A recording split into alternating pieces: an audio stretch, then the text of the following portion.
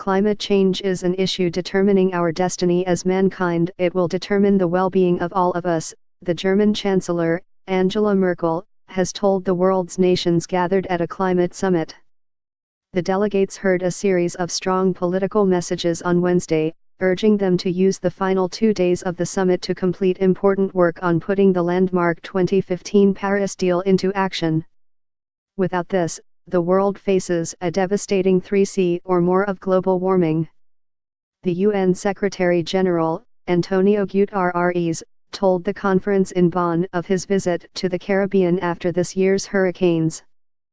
The catastrophic damage of climate change is upon us, and when the front line is devastated, the whole army is lost, he said, railing against the $825 billion invested in fossil fuels in 2016. We must stop making bets on an unsustainable future.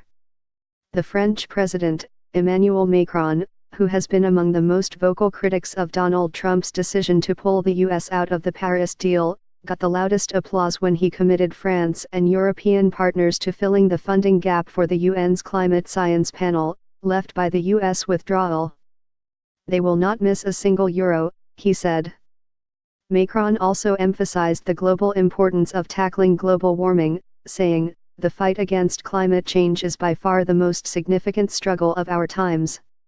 He also addressed the issue that underpins most disputes at the global negotiations, the responsibility of rich nations that caused climate change to pay for the solution and compensate for the damage. Climate change adds further injustice to an already unfair world. President Ali Bongo Ondimba of Gabon, representing African nations, said the need for faster action was urgent. "The fire is right under our feet. That is why I am expressing the extreme concern of Africa in light of the increase of disasters related to climate change.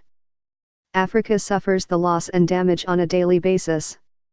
It is now time for the developed countries to live up to their responsibilities," said Baron Waka, president of Nauru and representing small island states.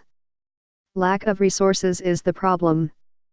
The talks in Bonn have progressed reasonably smoothly, without the drama and walkouts of previous summits.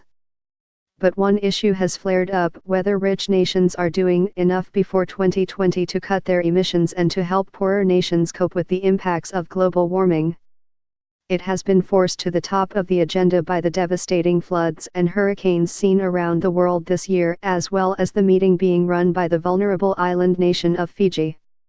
Negotiators agreed a deal on this on Wednesday, involving new stocktakes of action in 2018 and 2019 and on progress towards the $100 billion a year in climate funding that rich nations have promised to deliver by 2020.